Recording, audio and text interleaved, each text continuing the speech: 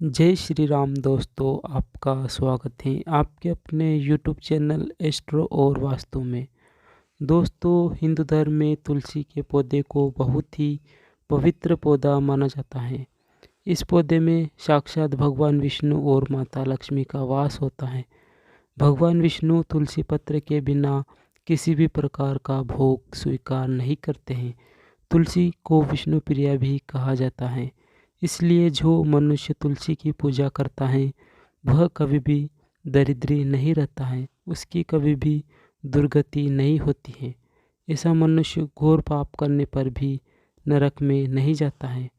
तुलसी को मात्र जल देने से क्या फल मिलता है, आइए जानते हैं।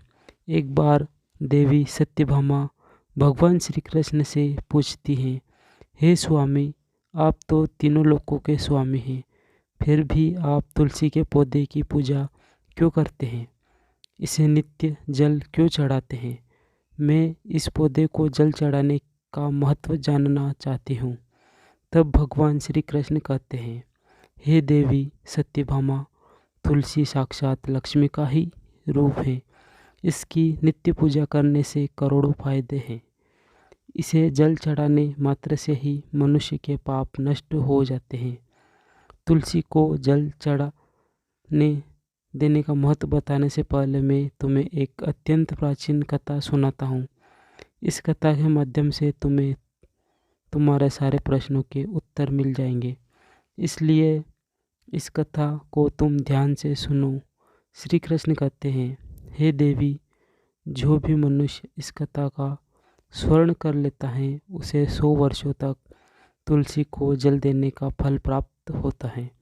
देवी सत्यभामा कहती हैं, हे प्रभु, मैं इस कथा को अवश्य सुनना चाहती हूँ। आप मुझे यह कथा अवश्य सुनाइए, मैं इसे पूरे ध्यान से सुनूंगी। तब भगवान श्री कृष्ण देवी सत्यभामा को तुलसी को जल देने के महत्व की कथा सुनाते हैं। हे देवी सत्यभामा, इस विषय में एक प्राचीन इतिहास है जो बहुत ही उत्तम और पुण्य फल प्रदान करने वाला है। पूर्व काल की बात है। अवंतीपुरी में धनेश्वर नाम का एक ब्राह्मण रहता था। वह जन्म से तो ब्राह्मण था, किंतु कर्म से वह भ्रष्ट, कपटी, बुद्धि वाला, चमड़ा आदि बेचकर धन कमाने वाला तथा अत्यधिक झूठ बोलने वाला। उसका मन हमेशा बुरे काम करने में लगा रहता था। वह चोरी, वेश्यागमन तथा जुए में आसक्त रहता था। उसने अपने जीवन में कभी भी पुण्य का काम नहीं किया, शास्त्रों का अध्ययन नहीं किया, पूजा पाठ भी नहीं किया और वह सदैव अपना मन दूसरों के धन पर लगाकर रहता था। वह दिन में धन कमाता और रात्रि में वेश्याओं के साथ रात बिताता था। इस प्रकार से वह अत्यंत पापी धनेश्वर ब्राह्मण अपना जीवन केवल पाप करने में ही व्यतीत करता था। उसने कभी अपने मुख से भगवान विष्णु का नाम भी नहीं लिया और न कभी देवी देवताओं का पूजन किया। इस प्रकार से जीते हुए उसे अनेक वर्ष बीत गए। फिर वह धनेश्वर ब्राह्मण खरीदी बिक्री करने के लिए महेशमतीपुरी जाता है।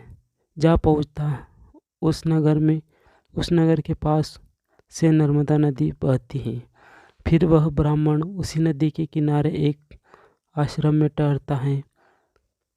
उस आश्रम में अनेक विद्वान ब्राह्मण पुराणों का पाठ पठन तथा भगवान विष्णु की स्तुति में मग्न रहते थे। वह पाखंडी धनेश्वर भी ढोंग करता हुआ उनके साथ रुक गया।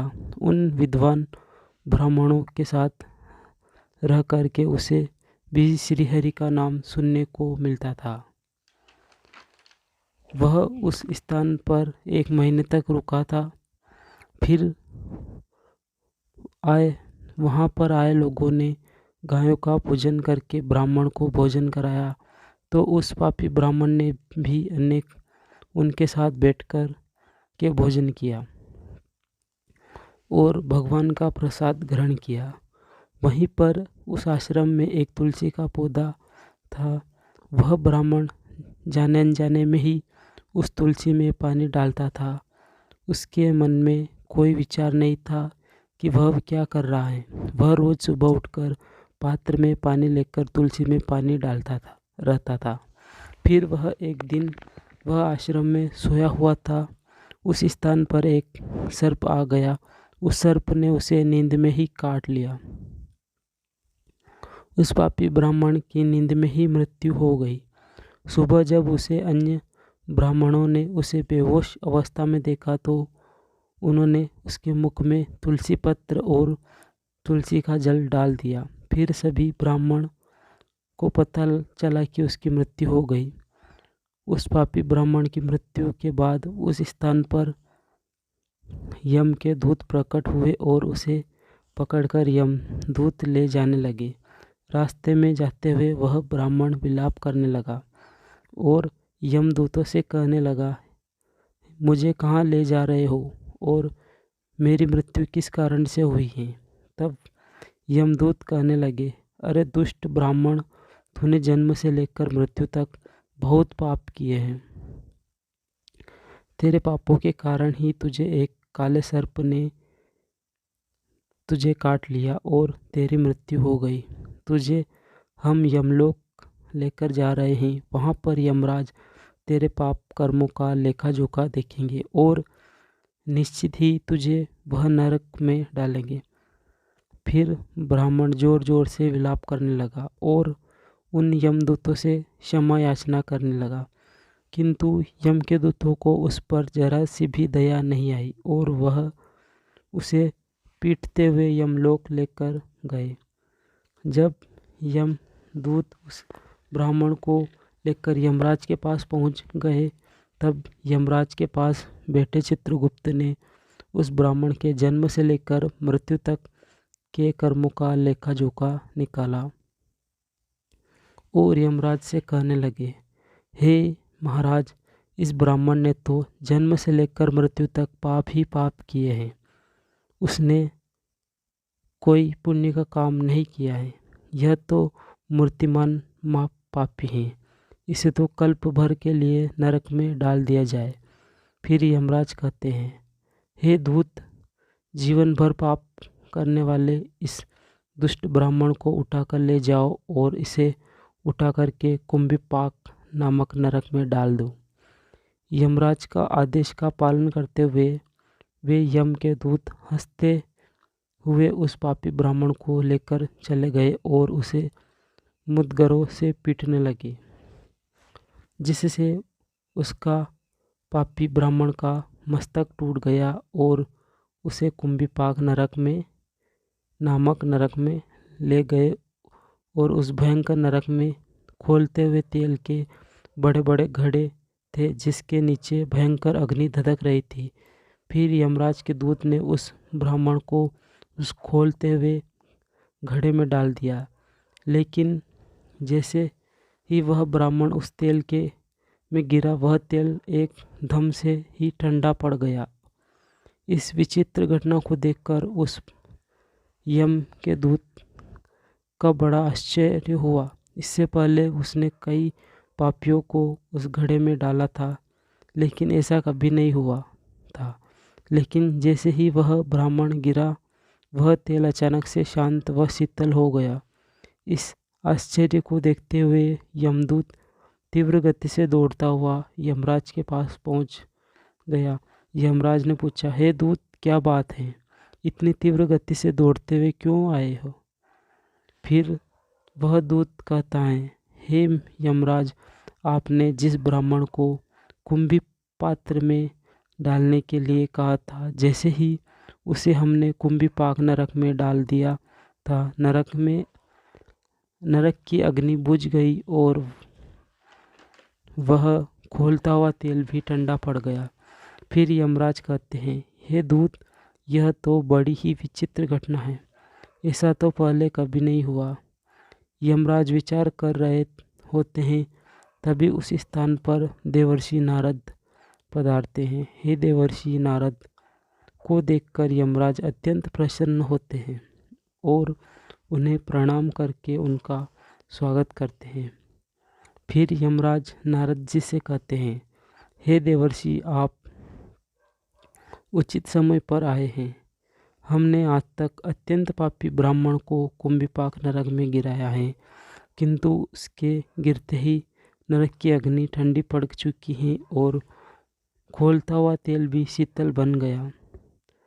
तब देवर्षि नारद यमराज से कहने लगे, हे धर्मराज, आपने जिस ब्राह्मण को कुंभिपाक नरक में डाला है वह नरक में डालने योग्य नहीं है, क्योंकि इस ब्राह्मण के द्वारा अनजाने में ही ऐसा कर्म हो गया जो नरक के नाश करने वाला है। जो मनुष्य पुण्य करने वाले मनुष्यों के साथ रहता है उसे उन्हें पुण्य का भार अवश्य मिलता है। और यह ब्राह्मण तो 1 महीने तक भगवान विष्णु के भक्तों के साथ रहा है। इस ब्राह्मण के आश्रम में रहते हुए नित्य तुलसी को जल अर्पण किया है, इसलिए यह बहुत बड़ा पुण्यवान बन गया है। यह ब्राह्मण अब विष्णु लोक जाने का अधिकारी बन गया है। इस ब्राह्मण ने अनजाने में ही इतना पुण्य कमाया है, जन्म जन्मांतर में भी मनुष्यों को प्राप्त नहीं होता है। इसलिए आप इसे नरक में न पकाओ। ब्राह्मण के पापों के लिए केवल इसे इतना ही दंड दो, इसे नरक लोक का दर्शन कराओ। देवर्षि की बात सुनकर यमराज अत्यंत प्रसन्न होते हैं और ब्राह्मण को कुंभिपाक नरक से निकाल कर लाते हैं और अपने दूतों से कहते हैं, हे दूत, इस ब्राह्मण महात्मा को ले जाओ और संपूर्ण नरकों का दर्शन कराओ। फिर यम के दूत उस ब्राह्मण को ले जाते हैं और संपूर्ण नरकों का दर्शन कराने लगते हैं। भगवान श्री कृष्ण कहते हैं, हे देवी सत्यभामा, इस प्रकार से उस ब्राह्मण को संपूर्ण नरकों का दर्शन कराते हुए और यक्षलोक में ले जाते हैं और फिर वह ब्राह्मण एक यक्ष बन जाता है। श्री कृष्ण कहते हैं, हे देवी, वनस्पति नाम तुलसी, मासा नाम कार्तिकः प्रिय, एकादशी तिथि नाम चक्षुक्षेत्राणाम, द्वारका नाम मम। वनस्पतियों में मुझे तुलसी प्रिय है, मास में कार्तिक मास, तिथि में एकादशी और क्षेत्र में मुझे द्वारका प्रिय है। इसलिए जो मनुष्य नित्य तुलसी की पूजा करता है, तुलसी को जल देता है, वह मुझे सबसे अधिक प्रिय है। उस मनुष्य की कभी दुर्गति नहीं होती है, वह कभी नरक में नहीं गिरता है। जिन लोगों में तुलसी का पौधा जिन घरों में तुलसी का पौधा सदैव ही हरा भरा रहता है, उस घर में सुख शांति और समृद्धि बनी रहती है। भगवान विष्णु की पूजा में और उन्हें चढ़ाए जाने वाले भोग में तुलसी के पत्र अवश्य होने चाहिए, क्योंकि तुलसी पत्र के बिना भगवान विष्णु की किसी भी प्रकार का भोग स्वीकार नहीं करते हैं। इसलिए हर घर में तुलसी का पौधा अवश्य होना चाहिए। अगर आपके घर में तुलसी है, सुख शांति और समृद्धि के लिए तुलसी को चुनरी अवश्य चढ़ानी चाहिए। हमेशा ध्यान रहे, तुलसी का पौधा चुनरी के बिना अधूरा होता है। तुलसी केवल एक पौधा नहीं, बल्कि वह एक देवीय पौधा है। तुलसी को माँ लक्ष्मी का ही स्वरूप मानते हैं, इसलिए तुलसी को नित्य सुबह जल चढ़ाना चाहिए और शाम को दीपक जरूर लगाना चाहिए। तुलसी के पौधे के पास जूते चप्पल नहीं रखने चाहिए। तुलसी के पौधे के पास साफ सफाई जरूर रखनी चाहिए। वीडियो में फ़िलहाल इतना ही। अगर आपको यह जानकारी अच्छी लगी तो चैनल को सब्सक्राइब जरूर करें और कमेंट में